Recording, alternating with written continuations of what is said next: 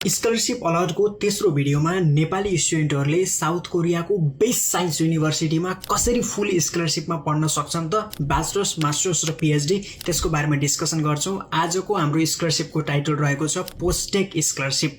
Video सुरुवात गर्नभन्दा अगाडि हामीलाई फलो गर्नु होला, किनकि मैले बारम्बार तपाईलाई हेल्प हुने साउथ कोरियामा पढाइ सम्बन्धी काम सम्बन्धी तपाईको लागि इन्फर्मेसन लिएर आउँछु। तपाईले मलाई फलो गर्नुस्, म तपाईलाई इन्फर्मेसन दिन्छु। साउथ कोरियाको one of the best science university Postech स्कलरशिपले तपाईलाई के कुराहरू प्रोभाइड गर्छ त? फर्स्ट अफ अल त तपाईले ब्याचलर्स मास्टर्स पीएचडी तीनवटै लेभलमा एप्लाई गर्न सक्नुहुन्छ।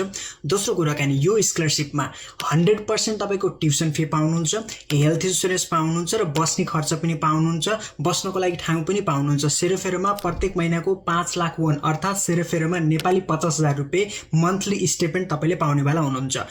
कुन फिल्डको लागि अथवा कुन मेजरको लागि पाउँछौ त? Science, physics, chemistry, engineering, computer science, life साइन्सका जुन क्याटेगोरीहरू छन् यी सबैमा चाहिँ तपाईले यो स्कलरशिपलाई एप्लाई गर्न सक्नुहुन्छ।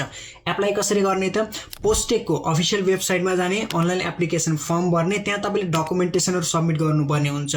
फिजिकल्ली डिजिटली दुईटै माध्यमबाट डकुमेन्टेसन सबमिट गर्नुपर्ने हुन्छ। त्यसपछि तपाईको एउटा इनरोलमेन्ट चार्ज अथवा एडमिसनको फी तपाईले सर्टेन एमाउन्ट पे गर्नुपर्ने हुन्छ। त्यसपछि तपाईको interview and then you will get the scholarship. यसलाई चाहिँ तपाईले फलो गर्नु होला।